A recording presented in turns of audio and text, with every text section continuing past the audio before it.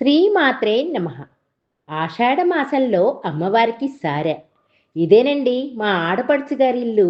ఇక్కడి నుండి అమ్మవారికి సారె నిమిత్తం బయలుదేరుతున్నారు. పూజా సామాగ్రిని అంతటినీ ఒకరి ఇంట్లో ఏర్పాటు చేసుకొని గ్రామంలోని దేవతలందరినీ దర్శించుకుంటూ ముందుకు వెళ్తూ ఉన్నారు. మా ఆడపడుచు గారి ఊరు గుంటూరు జిల్లా బుడంపాడు. ఆ గ్రామ దేవత పోలేరమ్మ.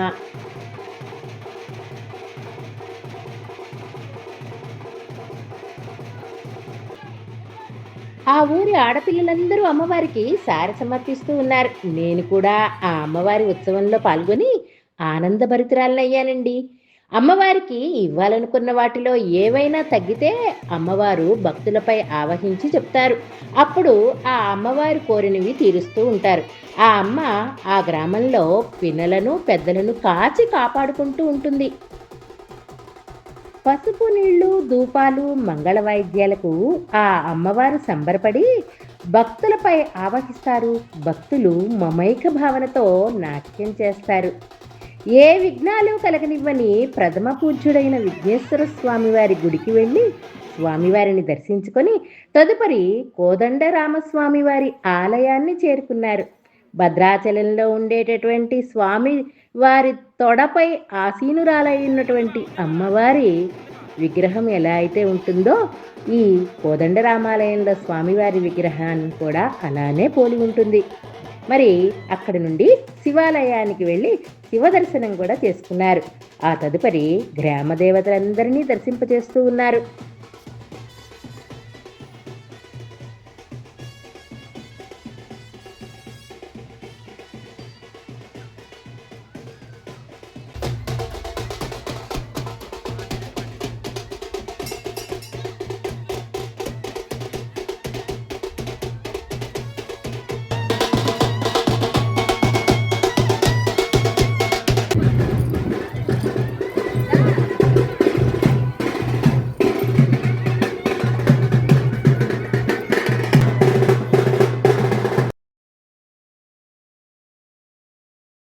గ్రామ దేవత గ్రామాలన్నింటినీ కంటికి రెప్పలా కాపాడే కల్పవల్లి.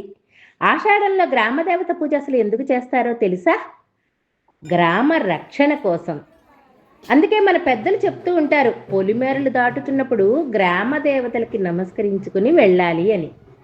మంచి వర్షాలు కురవాలని, పంటలు మంచిగా పండాలని ఆ గ్రామ దేవతలకు ప్రార్థిస్తాం. వ్యాధులను, ఆపదలను తొలగించాలని కూడా కోరుకుంటాం ఆ అమ్మని. శక్తి అయిన దేవి అనుగ్రహం కోసం, గ్రామ శ్రేయస్సు కోసం, గ్రామ ప్రజల ఐక్యత కోసం మనం ఆ అమ్మను పూజిస్తూ ఉంటాం. కొంతమంది గ్రామ దేవతలను కులదేవతగా కూడా పూజిస్తారు. గ్రామాలను కాపాడడం కోసం 101 గ్రామ దేవతలు ఉంటారు. వీళ్ళందరికీ ఒక్కడే సోదరుడు, ఆయనే పోతురాజు. పోతురాజును చూసారా ఎప్పుడైనా? గ్రామ దేవతలకు ఎదురుగా ఆసీనులై ఉంటారు. కాపు కాచుకొని ఉంటాడు. ఎలా అంటే కత్తి, చండ్రాకోలు పట్టుకొని మా అక్కల్ని ఎవరైనా ఏమైనా చేస్తే నేను ఊరుకోను అంటూ వీధుల్లో తిరుగాడుతూ ఉంటాడట అని మన పెద్దలు చెప్తూ ఉండేవారు. గ్రామ దేవతలను గురించి తెలుసుకోవాలి అంటే పొలిమేరలో ఉన్నట్లయితే పోలేరమ్మ అని, గ్రామాలను ఆరోగ్యవంతంగా చూసుకునేటటువంటి ఆమె పోచమ్మ అని. పోలేరమ్మ, పోచమ్మ, అంకమ్మ, ఆంకాళమ్మ, గంగమ్మ, గంగాణమ్మ, మారమ్మ, మా ఊళ్ళమ్మ, ఎల్లమ్మ, సత్తెమ్మ, వల్లూరమ్మ, రేణుకమ్మ, ముత్యాలమ్మ, మల్లమ్మ, ప్రజ్ఞమ్మ, వీరలమ్మ, రావమ్మ, పెద్దింటమ్మ, తోటమ్మ, సముద్రమ్మ, భద్రకాళి అమ్మ, బగళాముఖి అమ్మ. ఎంతమందో ఉన్నారండి. మొత్తం 101 మంది అమ్మలున్నారు మనల్ని కాచి కాపాడేవారు. గ్రామ దేవత ఆరాధనను అసలు అశ్రద్ధ చేయకూడదు. అయోధ్య సమస్య 80 సంవత్సరాలకు పైగా పోరాటం జరిగింది, అయినా సమస్య తెగల. ఆధ్యాత్మిక గురువులు శ్రీ శ్రీ రవిశంకర్ గురూజీ గారు అయోధ్యకు ఒక గ్రామ దేవత ఉన్నారని, ఆవిడ పేరు దేవకాశి అని, ఆ గ్రామ దేవత ఆలయం మూతపడిపోయిందని, చుట్టూ చెత్త కుప్పలతో పాడుపడిపోయిందని తెలుసుకున్నారు. అసలు ఎందుకు ఈ సమస్య ఇలానే ఉంది? ఎవరు ఎందుకు ఒప్పుకోవడం లేదు? దేశం సంక్షోభానికి దారితీసేలా ఉంది. ఆధారాలన్నీ ఉన్నా ఎందుకు ఒప్పుకోవడం లేదు ప్రభుత్వం అని పరిశోధనలు చేశారట. అప్పుడు ఆ గ్రామ దేవత ఆలయం మూతపడిపోయింది. దాన్ని రవిశంకర్ గురూజీ గ్రహించి వారి శిష్యులకు ఆదేశించి ఆలయ పరిసరాలను పరిశుభ్రపరిచి పునర్నిర్మాణం చేసి అక్కడ యజ్ఞయాగాదులను తలపెట్టారు. ఆ తర్వాత 15-20 సంవత్సరాలకు గాను అంతిమ తీర్పు ఇచ్చారు. అదీను మనకు అనుకూలంగానే. అందుకే గ్రామ దేవతల ఆరాధనను అశ్రద్ధ చేయరాదు. గ్రామ దేవతల ఉత్సవాలన్నీ కూడా అన్ని వర్ణాల వారు పాల్గొని ఆమెను పరబ్రహ్మ స్వరూపంగా ప్రార్థిస్తే మన కుటుంబాలన్నీ బాగుంటాయి. వృత్తిరీత్యా కొద్దిమంది గ్రామాలకు దూరమై ఆ అమ్మ అనుగ్రహానికి దూరంగా ఉంటూ ఉంటారు. గ్రామ దేవతలకు మన గ్రామమంతా పిల్లలే. మన బాగోగులన్నీ కూడా ఆ అమ్మే చూసుకుంటారు. మన గ్రామ దేవతలతో మనకు బంధుత్వం ఉంటుంది. మన హిందూ సంస్కృతిలో గ్రామ దేవత ఆరాధన చాలా ముఖ్యమైన ఘట్టం. గ్రామ దేవతను ఆరాధిస్తే పరబ్రహ్మమును ఆరాధించినట్లే అని మన ఆధ్యాత్మిక గురువులు హితబోధలు చేస్తూ ఉన్నారు. వేప చెట్టును రావి చెట్టును కూడా దేవతా స్వరూపంగా భావించి ఆ చెట్లకు కూడా చీరలు రెవికలు సమర్పించి పూలదండలతో పూజిస్తున్నారు చూడండి. గ్రామ దేవతలను ఎలా పూజించాలి అనే విషయానికి వస్తే అమ్మవారికి ఇష్టమైనటువంటి పొంగళ్ళు, పులిహారలు, చలిమిడి, పండ్లు, నిమ్మకాయలు, నిమ్మకాయల దండలు, పూలమాలలు, పువ్వులు, చీరలు, రెవికలు, గాజులు, పువ్వులు, పిండి వంటలు, పసుపు కుంకుమలు, ఒడిగంటి బియ్యము ఆషాఢ మాసంలో అమ్మవారికి సారిగా తీసుకువెళ్తారు. ఊరంతా మంగళ వాయిద్యాల మధ్య పసుపు నీళ్లు చల్లుకుంటూ ధూపం వేస్తూ గ్రామ దేవతల దగ్గరకు చేరుకుంటారు. చీరలు రెవికలు గాజులు పువ్వులు స్వీట్లు పండ్లు చలిమిడి అన్నింటినీ ముత్తైదువుల చేతపట్టి ఊర్లో దేవాలయాలన్నింటినీ అంటే గ్రామ దేవతలందరినీ సందర్శిస్తూ చివరిగా ఊరి గ్రామ దేవత అయినటువంటి పోలేరమ్మ దగ్గరకు చేరుకున్నారు.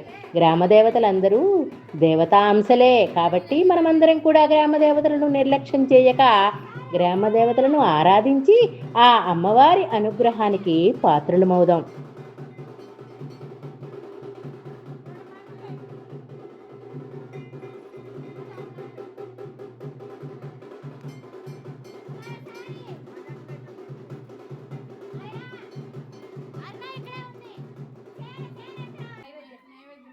గ్రామ దేవతలను పూజించేటప్పుడు మన మనస్సులోని కోరికలను చెప్పుకొని అమ్మవారికి కొన్ని మొక్కులు మొక్కుకుంటాం కదా.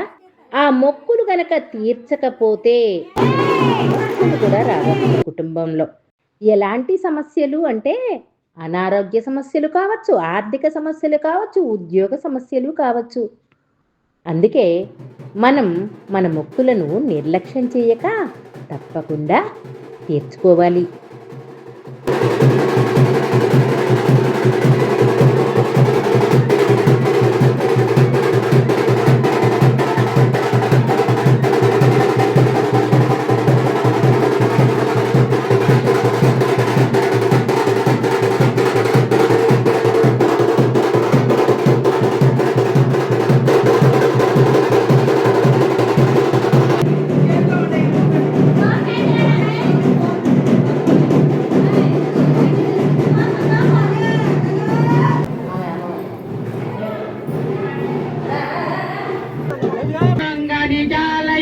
जगते मधु मधुरे मधु कैतव भंजनि कैतव भंजनि रासरते जय जय हे महिषासुरमर्दिनि रम्यकपर्दिनि शैलसुते अयनि जवं प्रतिमात्र निरासुत धूम्र विलोचन धूम्रसुते समर विशोणित बीज समुद्भव बीजलतादित बीजलते शिव शिव शुम्भुनि शुम्भ महाहव दे महिषासुरमर्दिनि रम्यकपर्दिनि शैलसुते विजित सहस्रकरैक सहस्र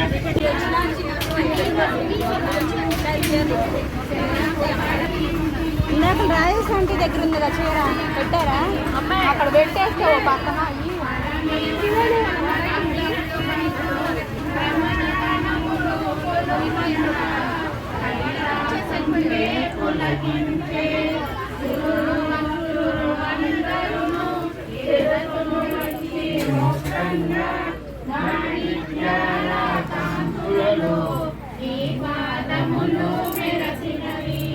అనూష అక్క ఏం చెప్తుంది అక్కాయ్ అక్కాయ్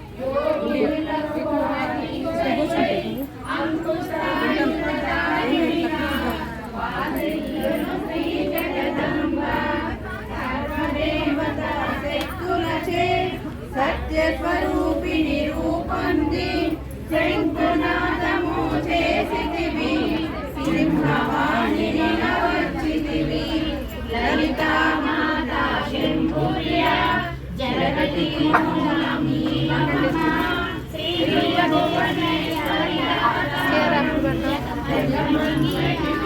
అక్క ఓపెన్ చేసాడు పెట్టి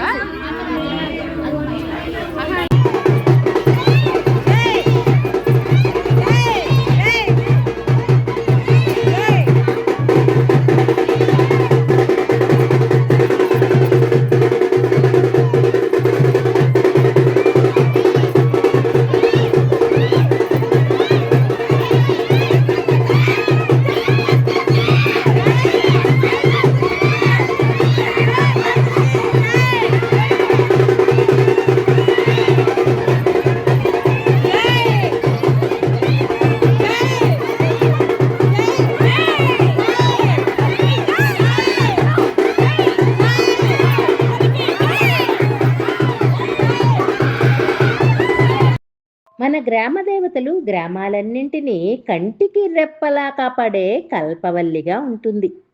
అందుకే ఆ అమ్మ యొక్క అనుగ్రహానికి అందరం పాత్రులు కావాలని కోరుకుందాం. శుభం భూయాత్. Please like, share and subscribe.